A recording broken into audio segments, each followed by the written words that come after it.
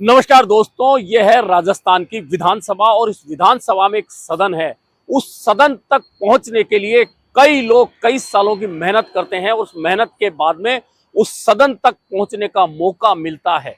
लेकिन इस मेहनत के बदले में अगर आपको सदन में नहीं पहुंचने का मौका मिलता है, ऐसे बहुत सारे नेता होते हैं, बहुत सारे युवा होते हैं, बहुत सारे बुजुर्ग होते हैं जो लगातार मेहनत करते हैं और फिर इस सदन में पहुंचने का प्रयास करते हैं। राजस्थान की इस सदन में 200 सदस्य होते हैं, लेकिन अब चूंकि यहाँ 199 सदस्य है और ये इसलिए है क्योंकि अंता 12 से भाजपा के विधायक कंवर लाल मीणा की विधायकी इसलिए चली गई थी कि उन्हें 3 साल की सजा मिली थी। ऐसे में अब अंता 12 में उपचुनाव हो रहा है और आज वहां वोटिंग है।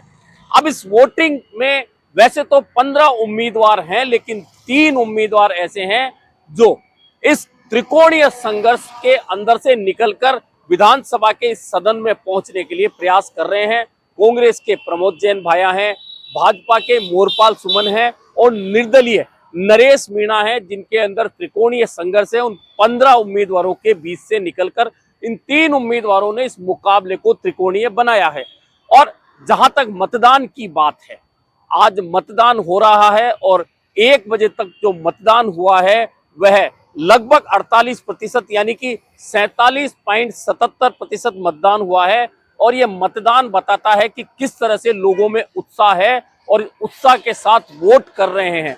कहीं ऐसी जगह भी है जहां ग्रामीणों ने वोटिंग का बहिष्कार किया है, और बहिष्कार इसलिए किया है कि आज 75 साल के बाद भी उन गांवों में मूलभूत सुविधाएं नहीं पहुंची है। चाहे राज भाजपा का आया, चाहे कांग्रेस का आया, चाहे वसुंधरा वहां से सीएम बनी, चाहे प्रमोद जैन भाया मंत्री बने, वहां विकास नहीं पहुंचा तो ग्रामीणों ने मतदान का बहिष्कार किया और कलेक्टर को बुलाने की मांग पर अड़ गए। लेकिन इन सब से अलग हटकर इस त्रिकोणीय मुकाबले में आखिरकार परिणाम क्या रहने वाला है, इस पर तमाम लोगों की नजर है। और आज शाम को जब आप ये वीडियो देख रहे होंगे तब तक मतदान पूरा हो चुका होगा और अनुमान है जिस तरह से 1 बजे तक 48% वोटिंग हुई है, यानी कि अगले जो 4 से 5 घंटे का मतदान है वह लगभग 25 से 30% और होने की उम्मीद जताई जा रही है। तो कुल मिलाकर यह मतदान जो हो जाएगा उसके बाद बहुत सारी तस्वीरें साफ हो जाएंगी कि आखिरकार इस त्रिकोणीय संघर्ष में कौन सा उम्मीदवार है जो निकलकर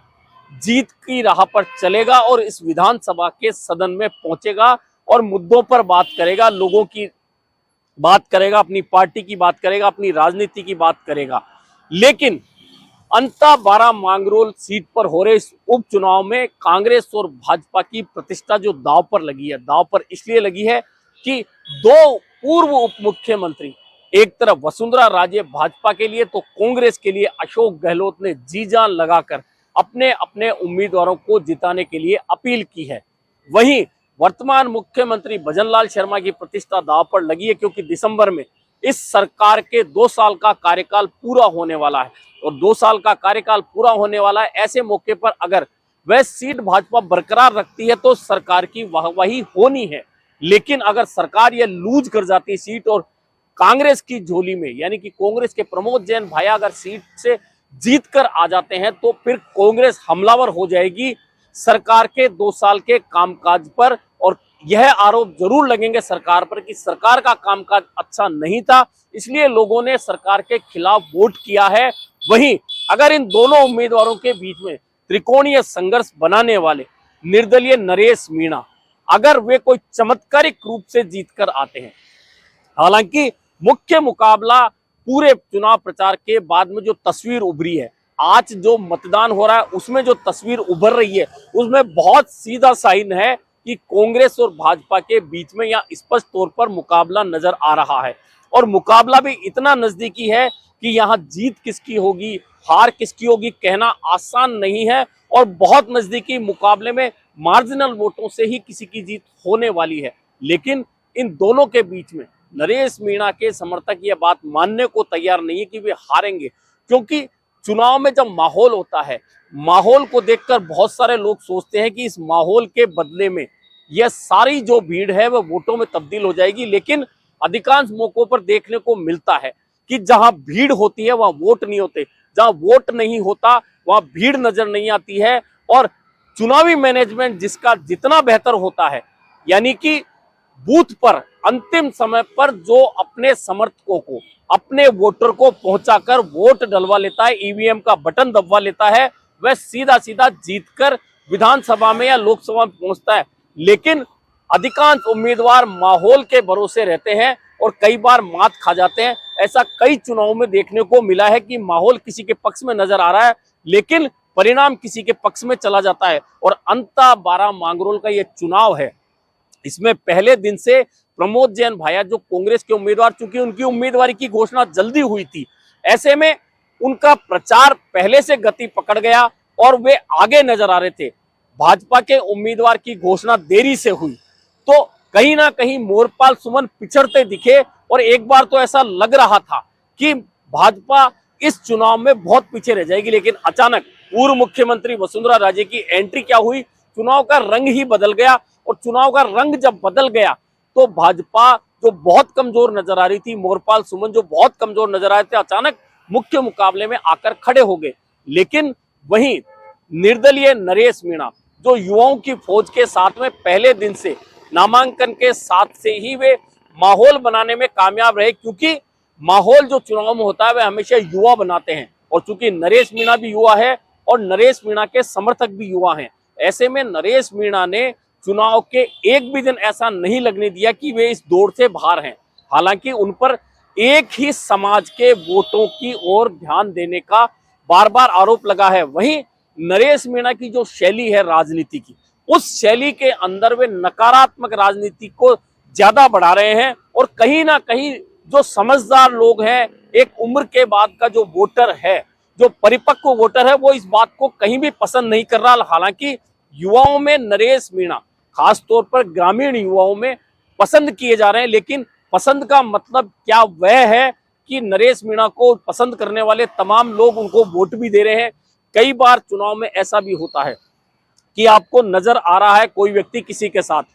कोई गांव का माहौल किसी के पक्ष में नजर आता है, लेकिन जब मतदान होता है तो मतदान के समय तक ये पता नहीं होता कि उस गांव का व्यक्ति वोट किसे डाल रहा है। कोई किसी के साथ रहता है, कोई किसी के साथ वोट डालकर आता है, नजर कहीं आता है, वोट कहीं देता है, समर्थन किसी को देता है, वोट कहीं से बटोरता है। इस तरह की भीतरगात की स्थितियां हर चुनाव में हर उम्मीदवार के साथ देखने को मिलती रही है। ऐसे में 12 अंता मांगरोल सीट पर जो आज उपचुनाव का मतदान हो रहा है, मतदान के बाद में बहुत सारे स्थितियां क्लियर हो जाएंगी कि आखिरकार किसका झुकाव किधर रहा है। लेकिन सबसे महत्वपूर्ण बात यह है कि नरेश मीणा जो लगातार तीसरा चुनाव निर्दलीय के तौर पर लड़ रहे हैं,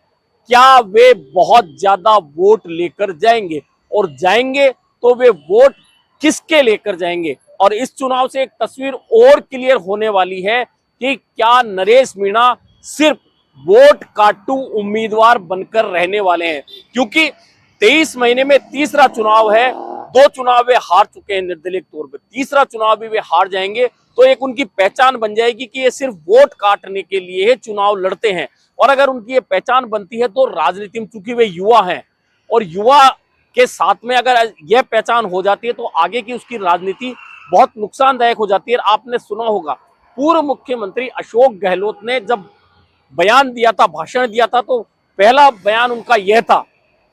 कि नरेश मीणा ठोकर खाकर नहीं गिरे, हम चाहते हैं कि वे आगे बढ़े, युवा है, उसे अपने गुस्से पर काबू करना चाहिए। लेकिन चुनाव में नरेश मीणा ना तो गुस्से पर काबू कर पाए और ना अपना तरीका बदल पाए। ऐसे में जब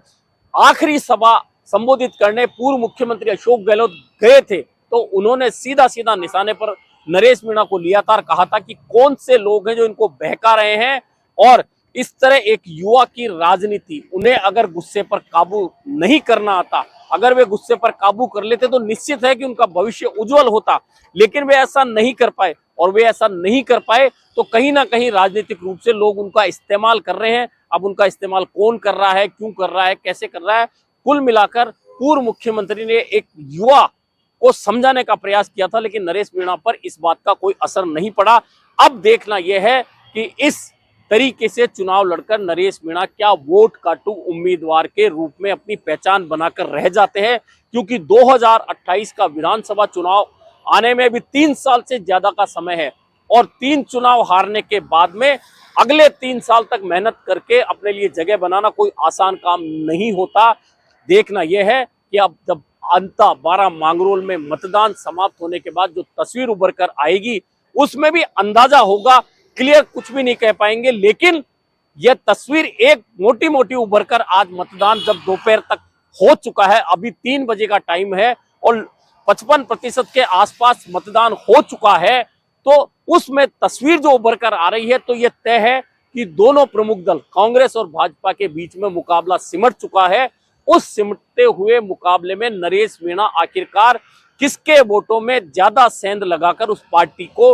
हराने का काम करने वाले हैं और किसकी झोली में जीत आने वाली है, और प्रमोद जैन भाया या मोरपाल सुमन या नरेश मीणा के में से कौन सा वह चेहरा होगा जो इस विधानसभा के सदन में आकर शपथ लेने वाला है। अभी के लिए इतना ही, फिर मिलेंगे नए मुद्दे पर चर्चा के साथ।